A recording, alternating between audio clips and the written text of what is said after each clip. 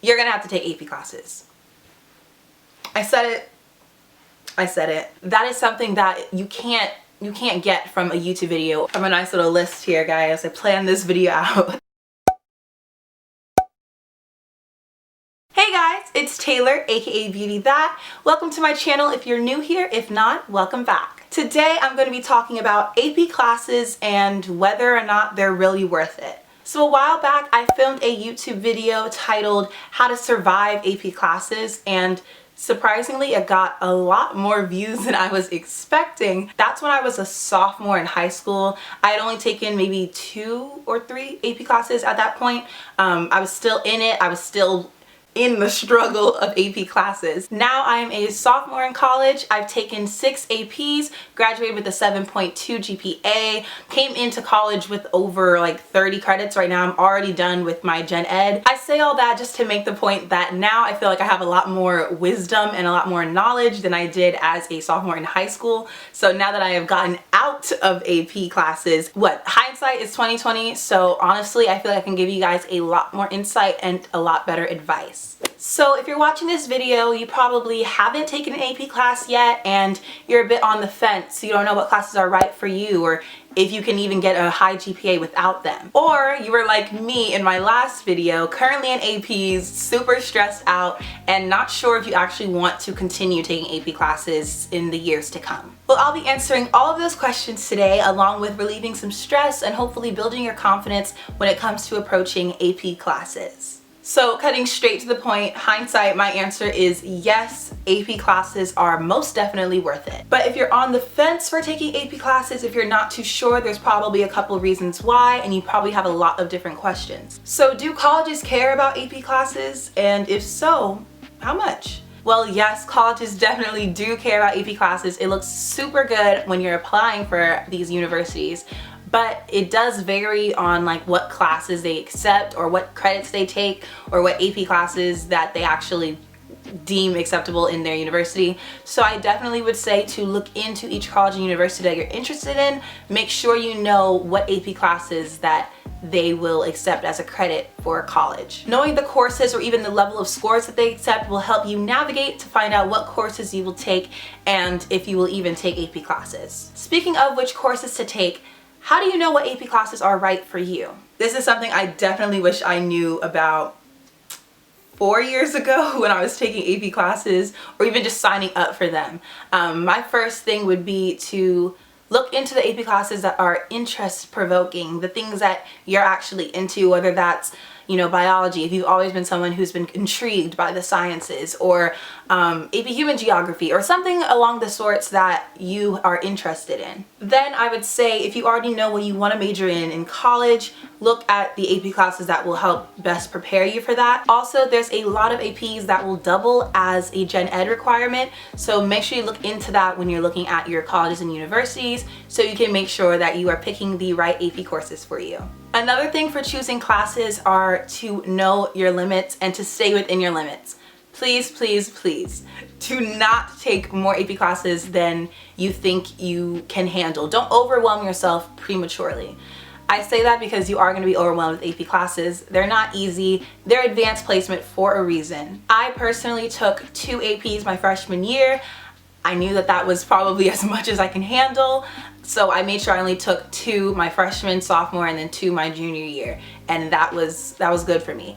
And then you have people, I have a couple of friends and even family that have taken 6 APs in one school year, or have even done 7 or 4 or 5 or somewhere in between there, or even taken a year off. So honestly, you have to know your limits, know how many AP classes are right for you, what you can handle in the school day, because honestly, it's more than just going to school. You're studying out of class. You have tests day by day by day, and you don't want to be way too overwhelmed. It's a lot of knowledge for a lot of AP classes, so make sure that you're signing up for what you can handle so you can have the best outcome on the day of the AP exam. I want to say don't listen to your friends as far as like what's an easy AP or what's a hard AP class, because one, the exams change every year. So one year might have a really easy exam and the next year might be a hard exam. So it's kind of hard to decipher if the class was easy or if the exam you just lucked out that year. I also want to say that everyone has their own strengths and weaknesses when it comes to a class,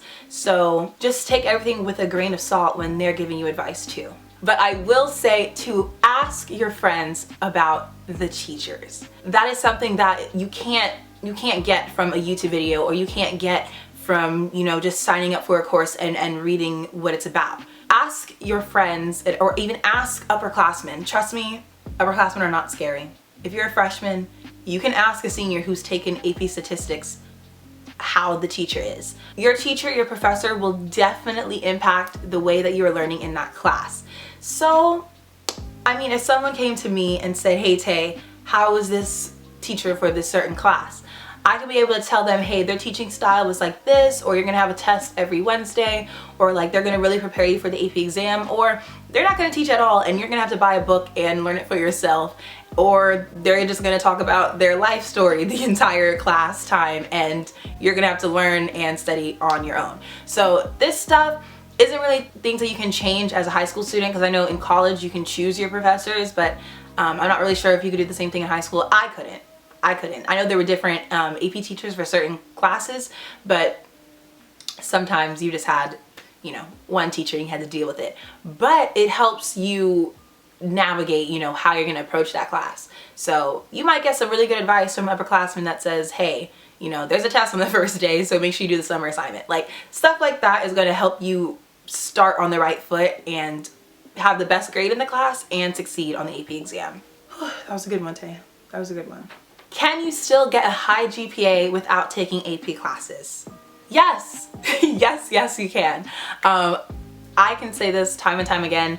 I was not a fan of AP classes whatsoever. Quite frankly, I disliked them, so it's kind of hard for me to even revisit this topic, but if it's helping somebody, you know, it's well worth it. AP classes just were not for me, but I still managed to graduate with a 7.2 GPA. That's because of dual enrollment. That's going to be a whole nother video, but honestly, you still can get a high GPA without taking advanced placement courses. Now, it does get a little tricky if you're talking about, you know, trying to break the 4.0 without taking an AP class or even a dual enrollment class. The reason that AP and dual enrollment work are because they're weighted more than just a regular or even an honors course. So you definitely can still graduate with a 4.0 GPA, but as far as the weighted GPA and trying to, you know, break that 4.0 scale, I don't know if there's another way around it besides, you know, AP, dual enrollment, IB. I will say though, if you're trying to apply for a competitive university, please hear me out, a competitive university, you're gonna have to take AP classes. I said it. If you're applying for a university that does not have that high of an acceptance rate and is really hard to get into, or, you know, is really prestigious, if it's a competitive college or university, you're gonna wanna have some AP classes on your transcript. It's not to say it's a necessity, but when it's a competitive university, you need as many things as you can to put you, you know, above par, to set you apart from the other applicants if you're trying to get into a really prestigious university. So if you're watching this video when it was uploaded, you probably just took the AP exam and you're not going to get your results until July.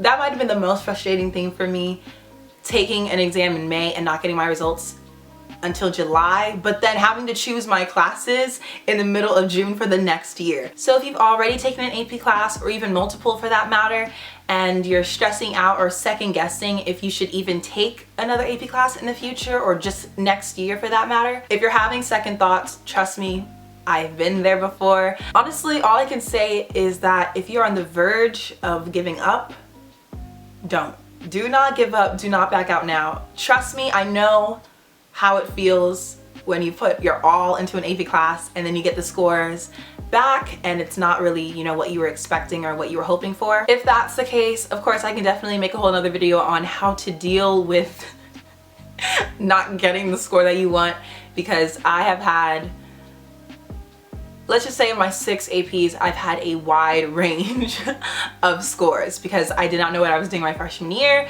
I figured it out my sophomore year. I killed it my junior year. But honestly, dealing with, you know, bad scores, I would say, is not an easy thing. but I would definitely tell you to take some time to rest. Even if this is after you've taken an AP class, or if you're, still in the middle of taking this advanced placement course. Take a minute to rest, identify what it is that's stressing you out, and tackle it. I know it's easier said than done, but for me, it was definitely homework that overwhelmed me. Taking frequent breaks while doing my homework or just studying for class assignments, and even reaching out to friends if I was stuck on a particular topic, definitely got me through the school year. Along with that, reaching out to teachers and your professors.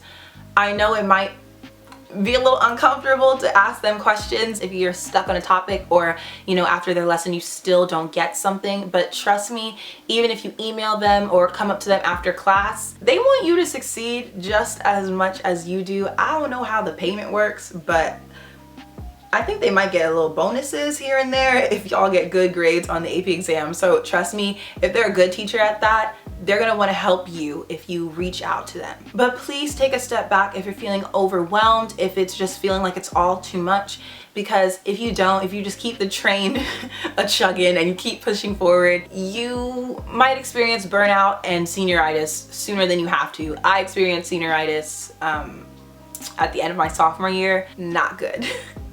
So you want to avoid burnout and senioritis, and honestly, you're closer than you think to the finish line, so please don't give up, keep going. The great thing about AP classes is that when you are done with the course, when you are done with that exam, you're finished. Fine is done, and you can breathe and put that class behind you. It's in the past, and hopefully it'll benefit you when you go to college. Alright, so you've made it through the school year with your APs, whether they were successful or not, and you're a little unsure if you do want to take them again in the future, but it's less because you're overwhelmed, but more because you just don't know if it's right for you. So my first tip for that would definitely be to evaluate your test scores. Are they what you want? Are they a little lower than what you've expected? Or did you put in that work and, got the 5? You know what I'm saying? You got that 5. Are they what your college accepts? Will you have to take it again, or, study a little harder in the next AP exam? Definitely evaluate your test scores, figure out if that's what you're looking for, if that's what you want, and if the work that you put in is worth doing that again to improve your score. Ask yourself if you can mentally handle, the specific AP course that you're trying to take, or even the amount of AP courses that you're planning to take in the future. Trust me, you might think you already know this answer, but if you really take the time to ask yourself, can I go through this again? Can I take this course? What if I heard about it? Things of that sort, you might actually gain a lot of clarity. That goes hand in hand with, knowing your limits and being mindful of how much you can handle. Whew. What I'm about to say is so important. It is so important. And I think I touched on it a little bit earlier in this video, but please understand that everyone's experience is different. You might have a couple of friends that think, AP psychology was a piece of cake, while you were, you struggled your behind off in the class. And it could even be vice versa. Honestly, everyone's experience with AP classes are different. Even if we're talking about a specific course, some might think that it's an easy 5, an easy A, and others will tell you the exact opposite. Try not to compare yourself to others, and please try not to compare your scores to others. I know it's such a natural thing to, reach out to your friends that were in your AP class and say like, hey, what'd you get on the exam? X, Y, and Z. Oh, I got a 4. Oh, I got a 2. Oh my gosh, I failed. I didn't get my score back yet. It didn't update. I know it's like second nature to want to know what your friends got, and that's totally fine. You guys can have that conversation, but I do want to tell you that everyone's gonna get different scores. Please do not compare your score to others. Not to say it doesn't make a difference, but the work that you put into that class, and how that test went for you. I also think does everyone get the same AP exam? I'll check on that. I'm not 100% if everyone in the same room or if everyone in the same year gets the same AP exam. Either or, try not to compare your scores to other people, because I know, maybe from personal experience, I don't know, you can get an A in the class for the whole year and still get a 2 on the exam. Someone, can get a C in the class, pass it, they can get the credit for the class as far as their high school credit, and then, I don't know, bust out a 4 or a 5 on the exam because they crammed the night before. There's no formula that works for every person that's taking every kind of AP course. Honestly, you just have to know what works for you. So I basically just want to reiterate not to compare yourself to other people's scores, because it doesn't make a difference. Your score is not their score, and if you do that, you're just going to get into your own head. It's going to affect your future exams as far as taking AP courses in the years to come. So just try not to compare yourself. Also, don't let anyone tell you that you shouldn't or you can't take an AP class, that a class is too advanced for you, or oh, you're not ready for that class, maybe you should take, you know, the other one. If you want to jump to AP Calc BC, jump to BC. Okay, I know you should probably take AB first or whatever, or you know, maybe your scores in pre-calc weren't that good, whatever. At the end of the day, it's your money that you're saving in college, and if you know, like deep down in your heart, if you know that that's a class that you want to take or that you need to take for the credit or whatever your university is asking for. I know that there's sometimes, you know, time restrictions if you're a senior and it's really last minute. There's so many different variables that might be going on. But please don't let any administrator or any teacher tell you that you can't take an AP class. Your advisors or, you know, other professors or teachers can give you their insight, they can give you your best advice, but ultimately at the end of the day, it's your decision. So if you need to walk up in that main office and demand that they give you that certain class or that they sign you up for that course, do that, because I'm telling you guys, not that it might be this serious in every person's, you know, situation, but there are some cases where it's like, I need to take this course in order to, you know, get this prerequisite for my major in college. If you're thinking that ahead, there shouldn't be any class that's off limits for you. I know that some of them have prerequisites, but at the end of the day, if you choose to jump to, you know, a more advanced class, you should be able to. Please don't let anyone get in your head and tell you that you can't take a course or that you're not ready to take a class. Don't let people get in your head, you guys. If you know it's for you, take it. Do not take no for an answer. So yes, AP classes are most definitely worth it in my opinion. So if you are an incoming freshman to high school, I would definitely say to look into AP classes. Get that advantage over other college applicants whenever you're ready, but AP classes are most definitely worth the struggle. They're worth the stress. They're worth the time commitment, and overall, they are worth it. Thanks to my AP classes, I am all done with my gen eds, and I'm literally just going into my second year of college. So sometimes that takes a full 2 years for most people, but I'm already like classified as a junior. I came in as a second semester sophomore as far as credits. So really happy for the advantage that my AP classes have given me. I also told you guys that I've taken dual enrollment, and I can make a whole video, you know, weighing the odds with that. So I gave away or sold all of my AP study materials already. Right now all I have is the AP Statistics study book and the AP World History flashcards. But if you guys want to know what I used for my AP class experience, all of my study materials, I will definitely be linking that down in the description box below. But I really hope I helped you guys out and gave you guys a lot of advice. If I did, make sure to give this video a thumbs up. I know in my last video I asked you guys to comment down below what AP classes you're taking. This time, I want to know what colleges are on your list. So if you already have some colleges in mind, or like your dream college, I want to know, and honestly it's going to help the universe know at the same time. You know, manifest your college, manifest what school you want to rep, and I want to know, so make sure to put that down below. Thank you guys so much for watching this video. I love you guys so much, and don't forget to beauty that. Bye! Mwah. As you guys can see, I am rocking my college today. I go to the University of Florida. I'm very proud to be a Gator, but I'm wearing my power shirt from the Black Student Union, and I just got it in the mail just the other day, so you already know I'm rocking it, and it's so soft. It's so soft and so comfortable.